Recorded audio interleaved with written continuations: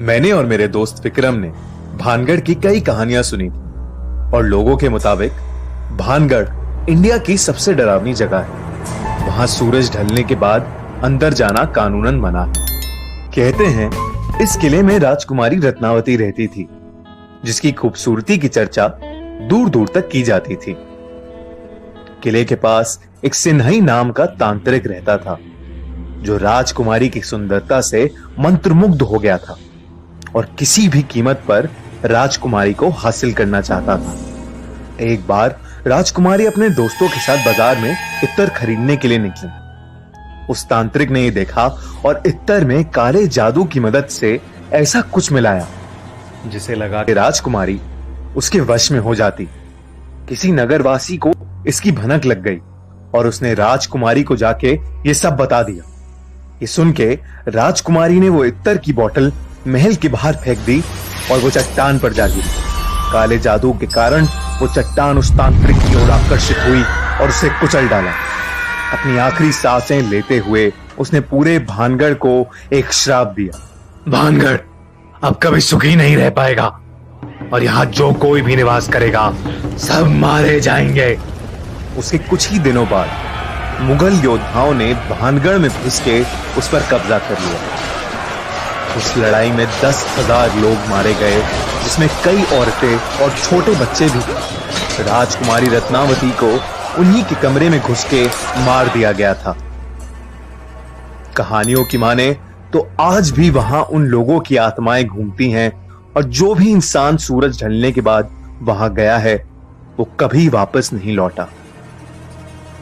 हमने सोचा कि हम भानगढ़ जाके पता लगाएं कि क्या सच में वो इतनी भयानक जगह है या ये सब सिर्फ एक कहानी है। करीब रात 8 बजे गार्ड को कुछ पैसे देके हम अंदर घुस गए। अंदर घुसते ही कुछ ऐसा लग रहा था जैसे हवा रुक गई हो और एक अजीब सी घुटन हो रही थी। हमने किले के 1-2 चक्कर लगाए, लेकिन हमें कहीं कुछ भूतिया नहीं मिला।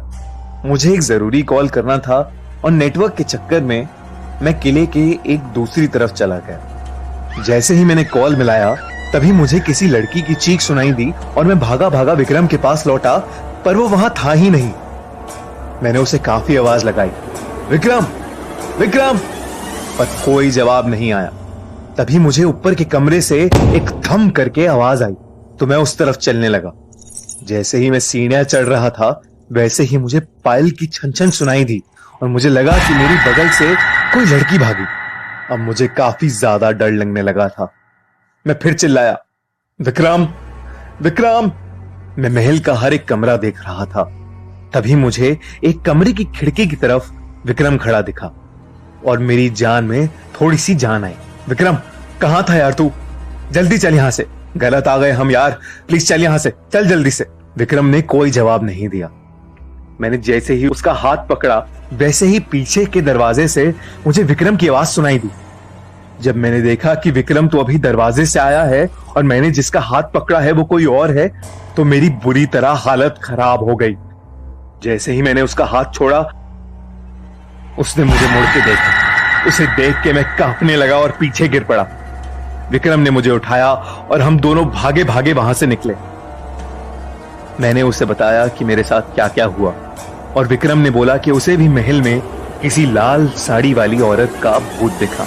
हम वहां से बच के अपने घर तो आ गए, लेकिन उस घटना के बाद अब हम कभी भानगढ़ की कहानियों को नजरअंदाज नहीं करते और ना ही किसी को वहां जाने की सलाह देते।